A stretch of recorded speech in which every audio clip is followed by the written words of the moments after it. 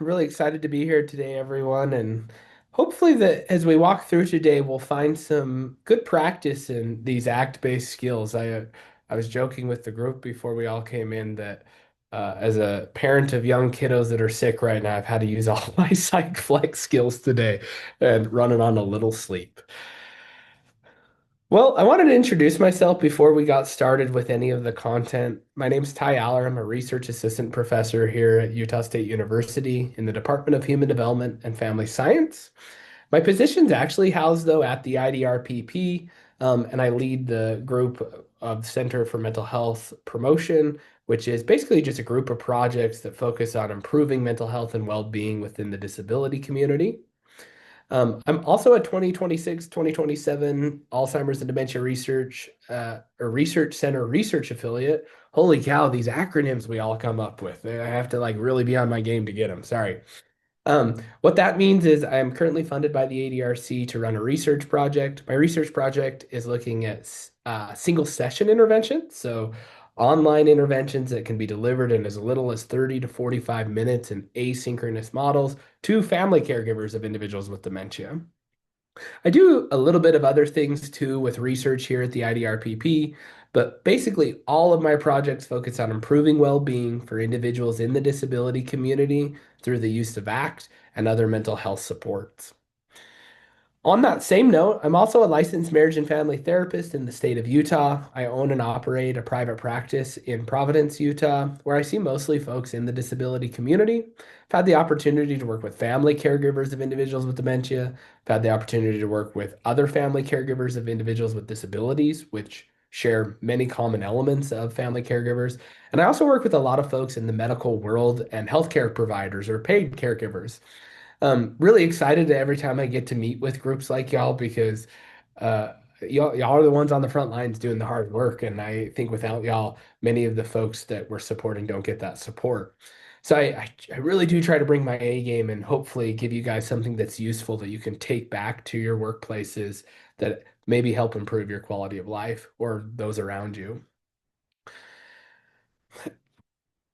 On a more personal note, I'm a husband. My wife's also a therapist too, so you can imagine the fun for our kids. But she gets to work with, she works in the K through 5 setting now, and uses a lot of ACT too. So I bring that up because I think one of the things I try to do is figure out how do we contextualize this stuff in ways that are useful. And today we're going to be talking about how do we use it as paid caregivers.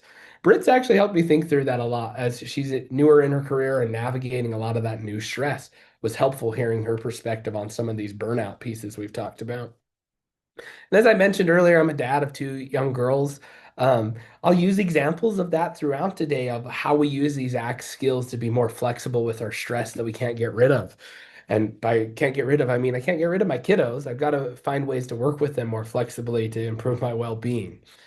So I've thrown these pictures up here, one, to let you guys know I'm human, and two, these are the stories that we're going to be talking about, are folks like this. Oh, my slide didn't work. My bad. So what will we cover today? Well, we're going to go over what is ACT or what is acceptance and commitment therapy. We're going to go very briefly over burnout among professional caregivers. What does some of the science say? And honestly, what do I see in as I'm working across systems? I tend to work with a lot more folks within the IDD world, meaning intellectual and developmental disabilities, who are served by often professional caregivers. And I also get the opportunity to work with family caregivers and professional caregivers of individuals with dementia. Honestly, there are a lot of commonalities of the stressors caregivers experience. And so I might pull from different areas of research or different clinical experiences, knowing that they tend to work pretty well within this context of caregiving. Then we're going to talk a little bit about how might ACT actually help you as a professional caregiver and get some chances to practice those skills today through some experiential ACT activities. No pressure at all here. That's hard to do on a webinar, but hopefully you guys will be able to feel some of that shift in that flexibility as we go throughout today. So what is ACT? Well, ACT is short for acceptance and commitment therapy. Many folks say ACT, and that gives me those flashbacks to having to take the ACT out of high school. But usually it's just that word of act or a verb purposefully. It's saying, hey, we're going to be using a therapy that's going to get you to go do something because it's from the behavioral traditions. It also conjoins components of acceptance and mindfulness. So things like you might hear from Buddhism or from mindfulness-based interventions, we combine those areas of science with some of these behavioral elements of science, throw them in a little jar, shake them up, and we get ACT. And ACT's main primary purpose is to help us use that science of behaviorism and these components of acceptance and mindfulness to help us keep going towards our valued ends. Said differently, we can think through it with our ACT model or the hexaflex.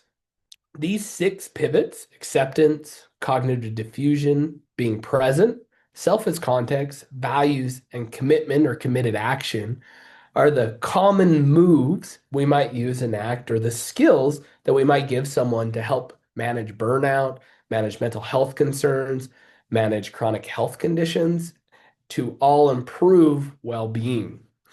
Well, that's all fine and fancy, and I think an example is probably more useful. Well, inevitably, every time I do one of these silly webinars, I'm on year 10 of them, I get anxious. I start feeling those nerves before I get on. I was sitting in the waiting room with y'all before we started, and I was just going, oh my heck, another one of these opportunities to mess up and fail. And that's what my mind started telling me. So I had to start finding a way to notice those thoughts and say, hey, thanks, mind, but I want to stay really present today and be engaged with what I'm trying to teach or maybe show or help experience. So I've got to be willing or accepting of that anxiety as it comes up and maybe even get curious about it and go, huh, this might be telling me about something I care. Like I really care about helping y'all figure out how to use these skills in ways to improve well-being. And that connects with my values of who do I want to be as a person? Well, I want to be caring. I want to be loving. I want to be compassionate, energetic, do things humorously, and all of these different qualities I can bring to my actions. And if I can reorient to those, I might be able to do a committed action of like showing up and giving you guys some content in a way that's useful. So, really, what ACT helps us do as people is it helps us work more flexibly with our internal states, either thoughts, feelings, or sensations, in a way that allows us to keep going towards those valued ends or bringing these qualities to our actions over time, regardless of the outcome we get. And in doing that, we tend to find that folks are able to improve well being even when we can't get rid of stressors. And that's a really an important piece, especially in the context of caregiving. So, what is this goal of ACT? Like, well, what do we actually do? Well, we're increasing this nerdy term called psychological flexibility. It's those six pivots. We measure those on different assessments. And we're trying to get people to do those things more when uncomfortable internal states come up. I kind of like this quote that helps encapsulate the whole psych flex movement. It's kind of like you're surfing. The same wave that can be a source of pain can be a beautiful flowering grace and a source of power. It's all a matter of how you respond to it. See, and this is different if you're trained or more familiar with CBT or other behavioral approaches. You might have heard the approach trying to shift or change or get rid of your mood states. Like we want to ameliorate depression. We want to get rid of it. We want to get rid of anxiety. We want to get rid of burnout. Well, what happens if those feelings are actually useful things? They may actually indicate what we care about and where we can go toward. So if we get rid of them, we may actually lose our compass. Instead, maybe the alternative is to try to work more flexibly with this pain as it comes up, kind of like you're surfing that wave, and inevitably waves kind of go back down mellow. So as we go throughout today, if you notice yourself going, I want to get rid of this feeling or try to distance myself from it, try to slow down and notice that and go, I wonder what that feeling's trying to tell me or what it's trying to communicate. Because that's good. That curiosity is going to start helping us cultivate this flexibility. Well, does ACT actually work for professional caregivers? Well, let's just start with a 10,000-foot overview of the ACT evidence. Well, ACT currently has over 1,000 randomized controlled trials examining its efficacy or effectiveness across numerous, a myriad of issues, and a myriad of different groups. To date, ACT has support from the APA as an effective treatment for chronic pain, depression, mixed anxiety, OCD, and psychosis. Our own team here at USU has also run online digital mental health intervention trials, so fully self-guided programs using ACT skills with family caregivers. The director of the ADRC, Beth Faust, has ran one of those I believe, in an open trial back in 2019. Her later doctoral student ran another RC or an RCT with family caregivers. And then there's also been systematic reviews on is ACT helpful for caregivers? Well, the long short of it is yes, it seems to work. We're able to improve depression and anxiety symptoms, so they actually do decrease. We're able to increase quality of life, well-being. We even see spurious outcomes like improvements in relationship status and improvements in health outcomes. So collectively, it really seems like when caregivers are able to go and use these ACT skills in context, we see good things happen. And that's, from an interventionist standpoint, you can't hope for much more than that. So as we start transitioning or thinking a little bit about burnout and what we might be experiencing in our own workforce and putting this presentation together was really fun. I've been doing clinical practice since 2013. What's that? 14 years now, or 2014. And in that career, I've probably gone through three big waves of like what I would call as feeling like burnout. And so as I put this together, I was like, it must be a common experience of caring and caring in contexts that are really hard to control. Because what we tend to know about suffering is when pain comes up and we can't control it and shift it, we start to feel more distress, which can lead to burnout. When we zoom in on caregivers specifically, both paid care, I mean, more specifically paid caregivers, we find that they experience increased mental health symptoms, which I always love slides like these an audience member because I'm like, whoa, no duh. That bullet point, like, yeah, we experience more general distress. Yep. And as we tend to experience more of that distress as it goes up, it can lead to more burnout. And those burnout symptoms are kind of interesting to me because I think they share a lot of commonalities with mental health concerns. They also share a lot of commonalities with what you see when you have decreased quality of life. So, in my mind, they're often an indicator of, hey, I'm feeling distressed in a specific context, like my work, or maybe parenting burnout. I've been there before. And as both of these signals go up, as I mentioned, quality of life goes down. As quality of life goes down, we tend to have more turnover of paid caregivers. We tend to have worse quality of care in some fields.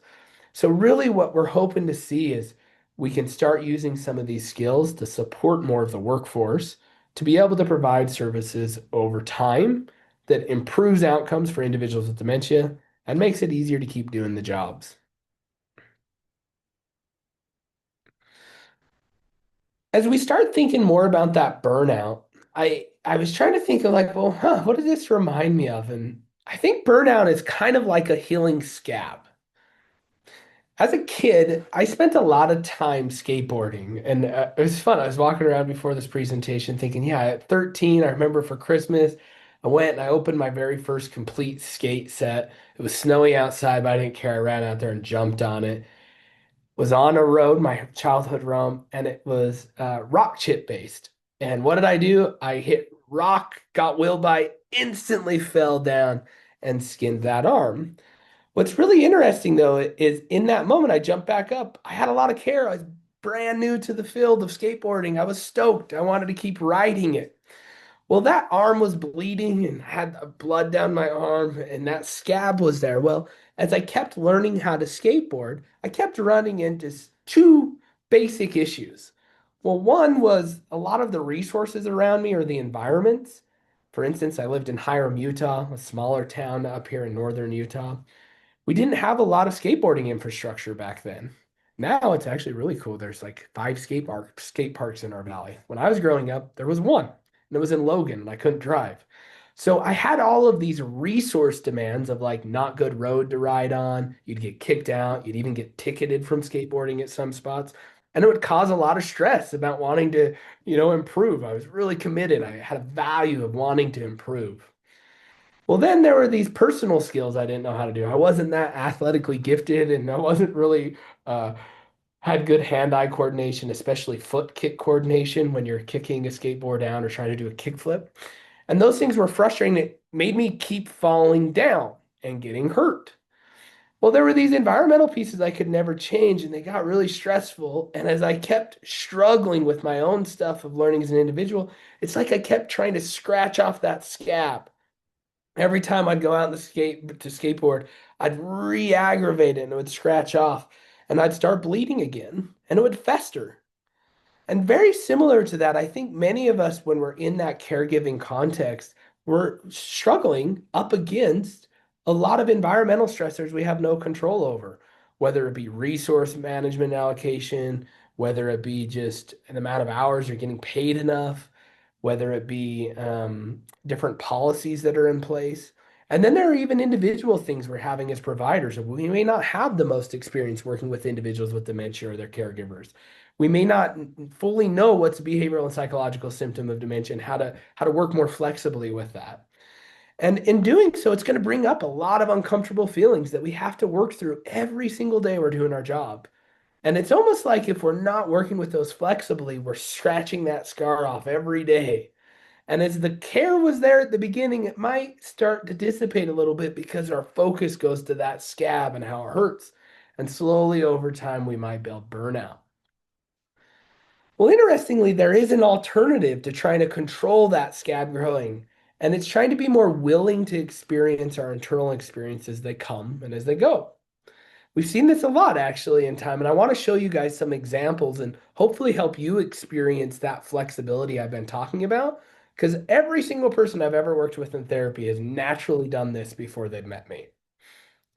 We also see it a lot in music. So if you think of the lines, when I find myself in times of trouble, Mother Mary comes to me speaking words of wisdom, let it be. Interestingly, one of the act moves for acceptance is called letting it be. So this flexibility move seems to be something that all humans have the ability to do, and we can channel that towards burnout.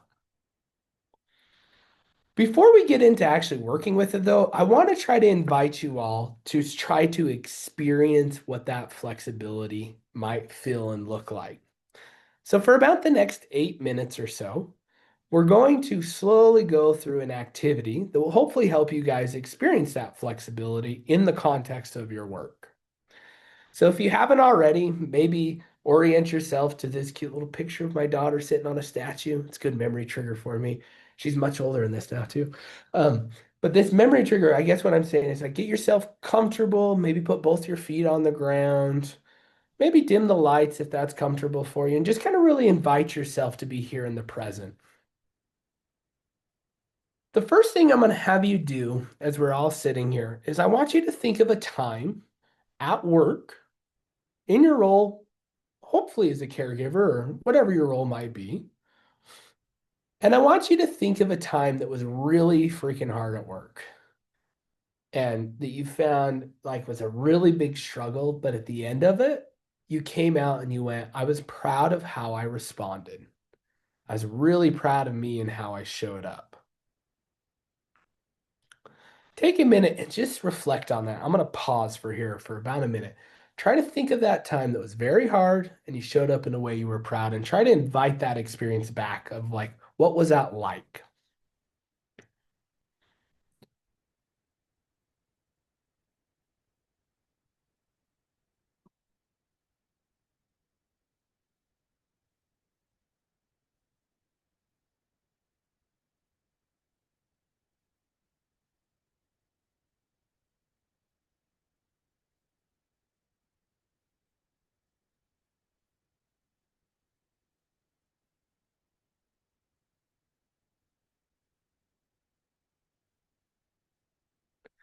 And as you're thinking through that experience of something really hard happening at work, you responding in a way that you were proud of how you responded, I want you to try to take a mental snapshot of what you're experiencing.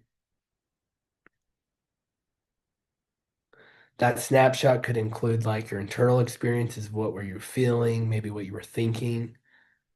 But I'm really also interested if we were to take that snapshot of what you were just experiencing and we were to throw it out into the world and see a statue come to shape, what would that statue look like?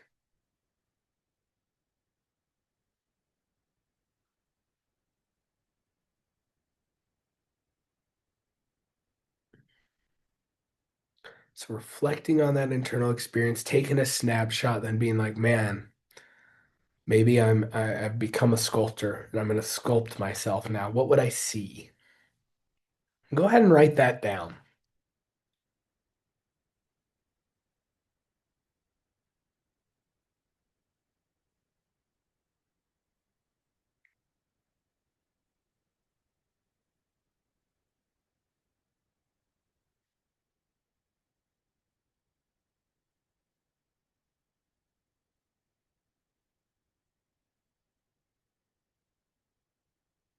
Now, as you've gotten that snapshot kind of put together and you know what that sculpture might look like, I'm going to ask you again to invite in an experience where you went through something really hard at work and you showed up in a way that you weren't so proud.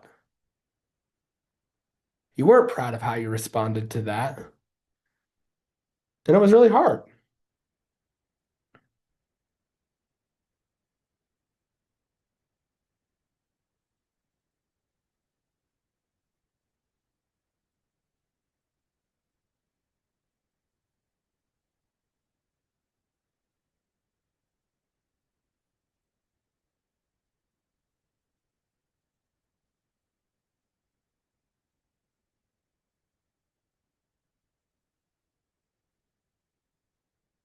And as that experience is revisiting you, just take a moment to check in with kind of those internal experiences. And if you were to take those and throw them out again and you were trying to sculpt it, what would it look like?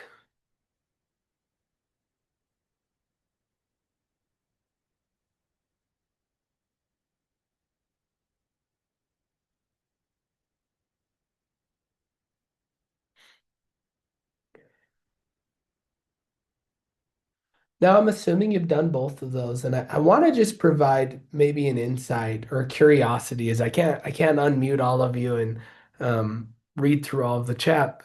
But very commonly, when I've done this activity in person, most folks will explain to me that, yeah, they can very distinctly remember times when they've gone through something really hard and they showed up in a way they were proud and showed up in a way that they weren't so proud. And often when I have them throw out their sculptures, I very commonly hear with the times where they were handling something hard and it went well, they'll often tell me they were like Rocky at the top of the stairs. Or they might just be standing there in a power pose with shoulders wide open and a smile on. One person even explained it to me like they were laying in their hammock at their best friend's house, feeling completely calm. I thought that one was pretty cool and descriptive. Then, as folks start to explain to me that sculpture of a time where it went really hard at work, or it was really hard at work and you didn't handle it well, they'll often paint a different picture. That picture might be one of someone turned away from other folks. That might be a picture of someone hiding in a corner. Probably the most common one I hear is folks going down to that fetal position or trying to literally protect themselves from that pain. And what we tend to notice about that is when pain comes up in our lives, which is an inevitable piece of the human condition, experiencing pain. As that pain comes up, if we respond to it more openly, which is what most people describe, they're more open when they're gone well, we're able to respond to it in more values aligned ways, which help us create actions that bring us back purpose and help buffer against burnout. And then there are those times where we go through pain and we may shut down to it. We may push it away and say, no, you don't belong. I don't want you here. Get away. And you may not have had this experience as you were going through the activity, but very often folks will explain and they'll go, I have done that before. When pain came up, I chose to be willing to experience it. I was able to stay grounded in the present, and I was able to do something that mattered to me in response to it, which made me proud of how I showed up, even though I didn't maybe get the outcome I wanted. And very commonly, whether it be in therapy or when I'm reading, just like caregivers' experiences, when they go through something hard and they're not willing to experience it and they're just pushing it away and trying to hide from themselves, they'll often explain, man, I just wasn't proud. And by doing that over time, it might lead to more of that burnout and worsen quality of life. So if you're bought in a little bit to this idea of if we can increase our how we're working with ourselves and that internal experience, we might be able to help buffer against some of this burnout. Let's try to figure out maybe some ways we can do that in our everyday. So I'm going to walk you through two detailed skills. Then we're going to take about 5 to 10 minutes on each one to give you some practice at actually trying to apply this in your life. So, very commonly, when I work with folks in therapy, one of the first things they'll come in and why they often come to therapy is they're experiencing a lot of distress.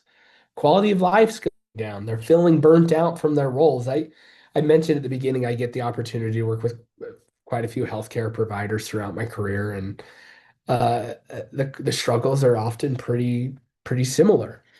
We're running up against these environmental stressors. We're running up against these stressors of my own self, of like who I am as a provider. And very commonly, folks will want to shut down to that and say, I just want to get rid of it, Ty. If you can help me get rid of it, I can get back to being my full self. I can do it again. I'll get rid of this burnout. I won't have to experience it anymore. And then finally, I can be who I want to be as a caregiver. And I get that.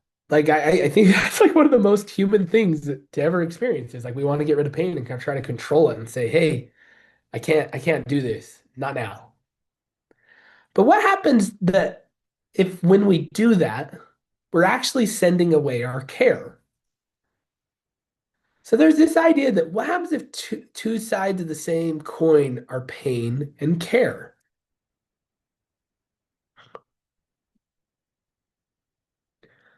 Well, what might that look like? Well, here are some examples, and then I'm going to have you try it yourself on some of the things that may have caused you pain.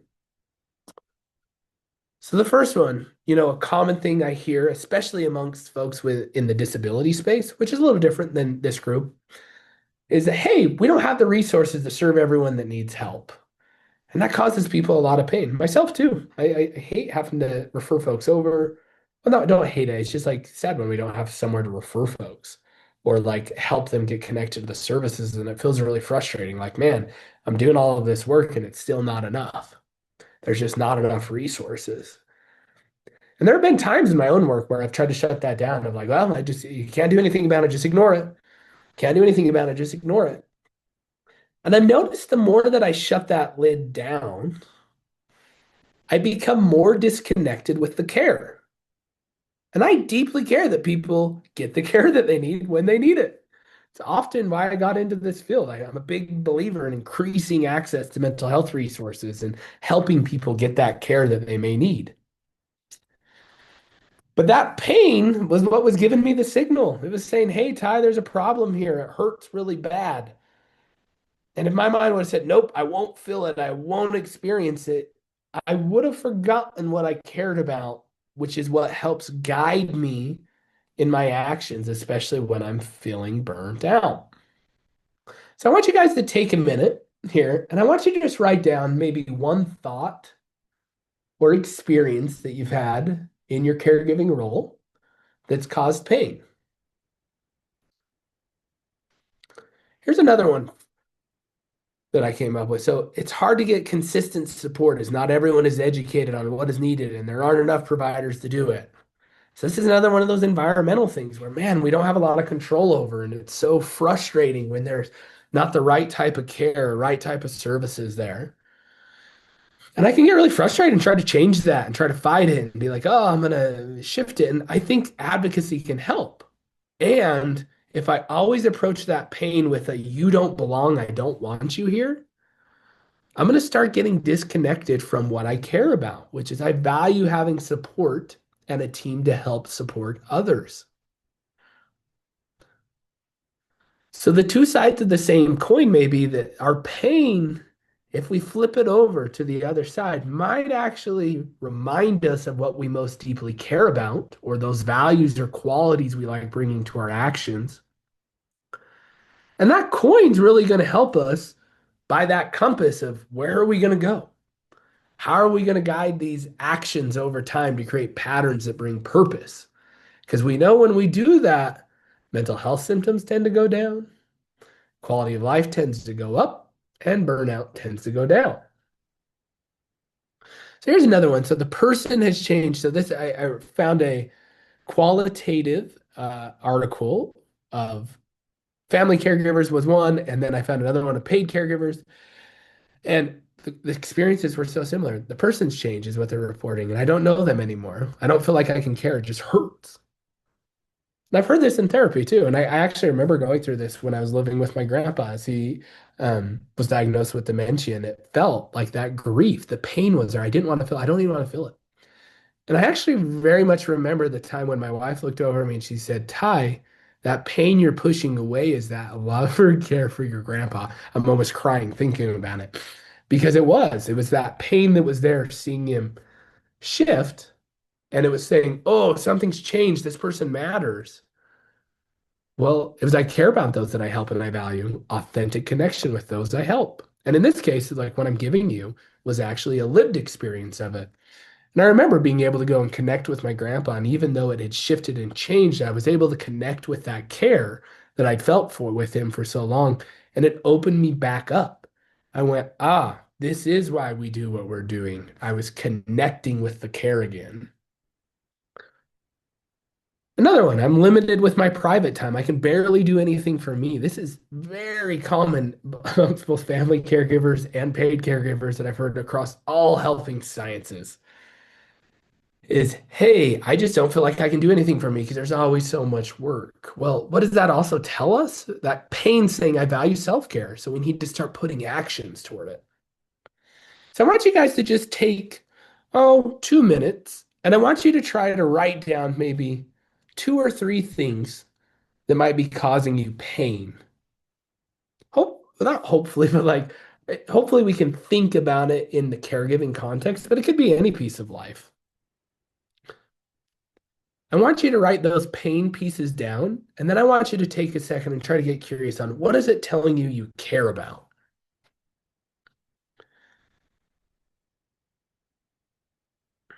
Take about 2 minutes here.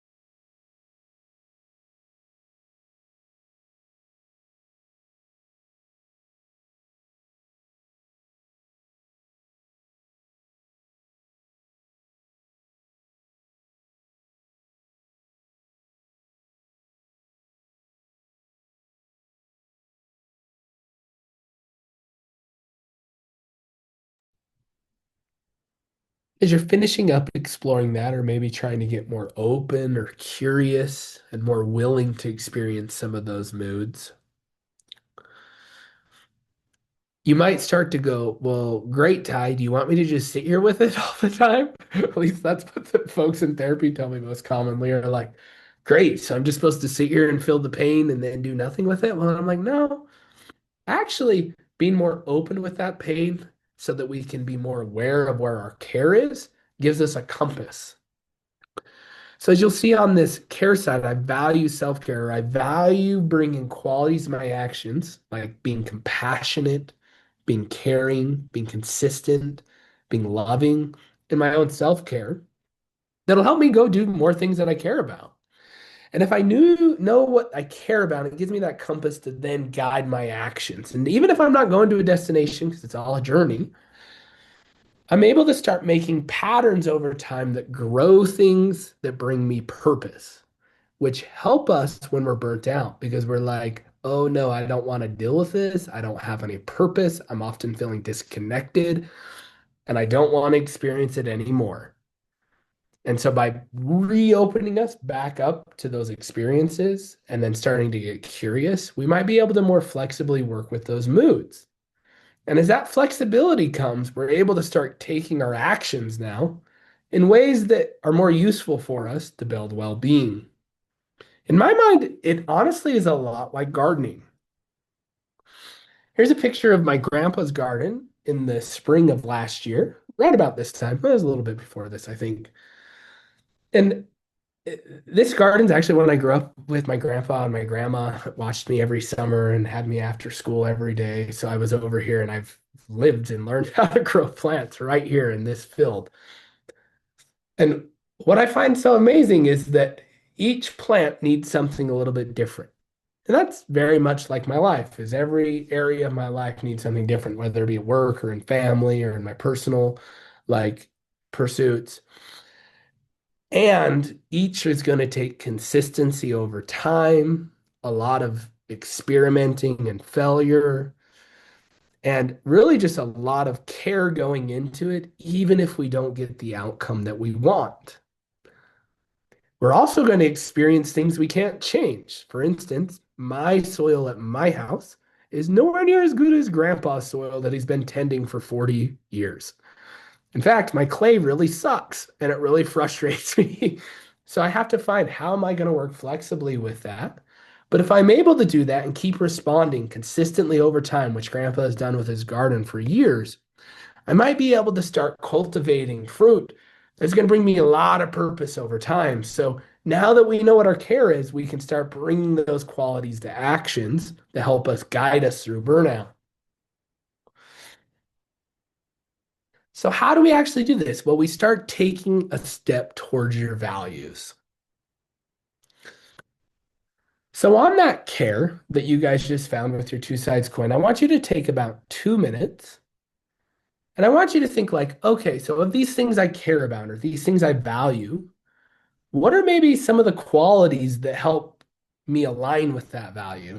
Let me give you an example. So, this is another picture of me. This is actually the first year my daughter started gardening herself and planting things in our garden boxes. So, it was really fun to be able to pass it along. And in doing that, it was a really fun experience for me because I wanted to just get back to planting. Well, I've been planting for 25 years. I knew how to do it, but that's not what mattered to me right then. What mattered right then to me was being able to connect with my daughter in a kind, caring way that she felt like was engaging and fun so that we could continue doing this action I cared about. So take your care and try to unpack it. What types of qualities help you show up for that care? Is it doing things in your caregiving that are, yeah, I keep going back to loving and compassionate because that's just what tends to resonate with me. But what qualities would you guys see? Take just a minute and think about that. Like in your caregiving role, what qualities do you like bringing to your actions? What helps you know that, yeah, I'm connecting with my care?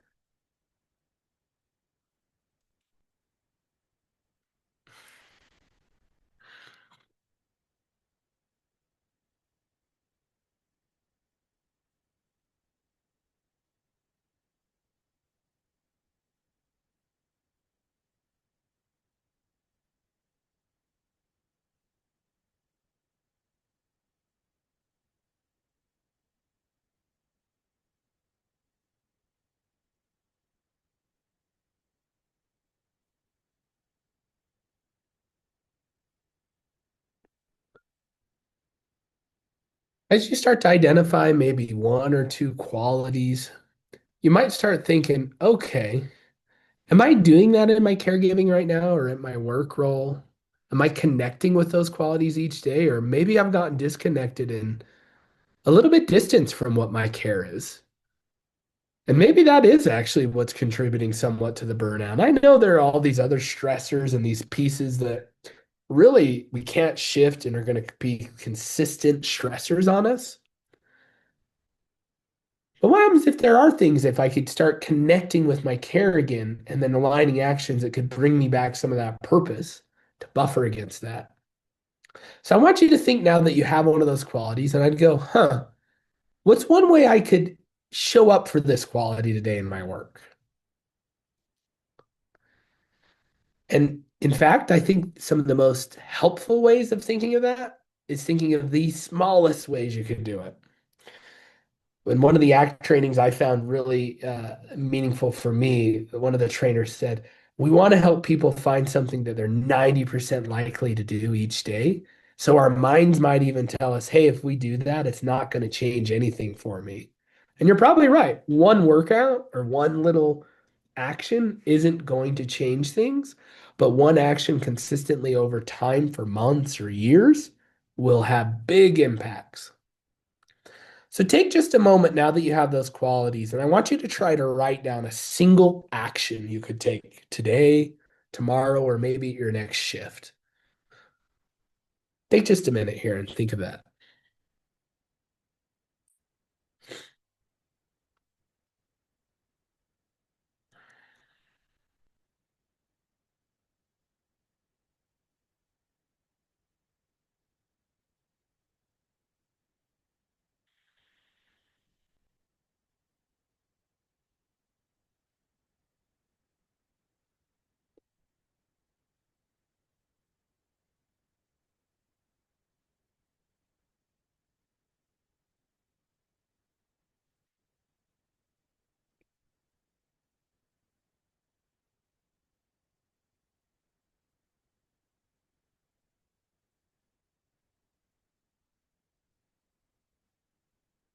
So hopefully now y'all have found maybe one action that helps you connect with a quality or one of your cares that you could do in caregiving or in your work, or really honestly, like if you're doing, interesting thing about PsychFlex is that if you start doing it in any of your areas, we tend to see cascading effects across the other areas of life.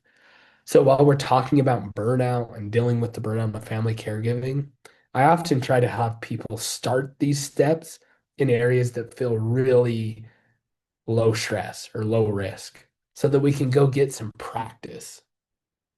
So hopefully you found a small step. And now the last piece is to Nike or just to go do it. That can be hard. I get that.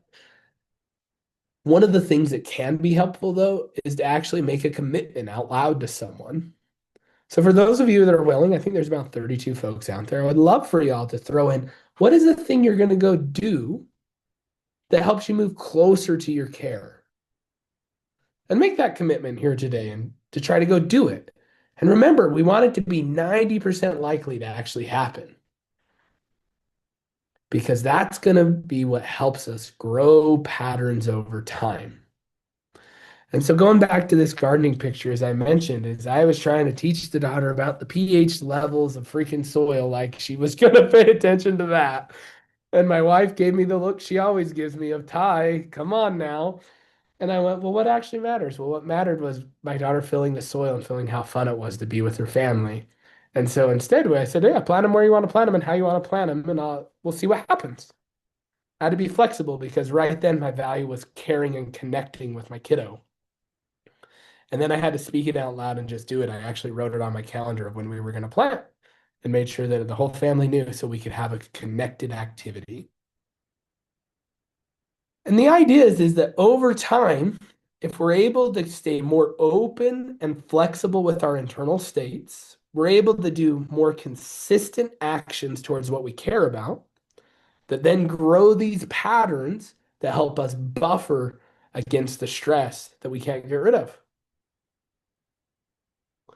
I hope you guys today found that useful. And I haven't been able to open chat quite yet to see if there's folks that are throwing in, but because of the nature of this content, I wanted to leave probably 10 to 15 minutes here at the end to actually ask questions of maybe clarifying things or seeing what's useful for you. So I'm going to get the chat open here and maybe Heather can help me read if we have them. But that's our main content is trying to stay more open with our feelings, get curious about what they're trying to teach us about what we care about, and then finding ways to align our actions with that care more consistently because that's what's going to be able to help us buffer against that burnout and stress.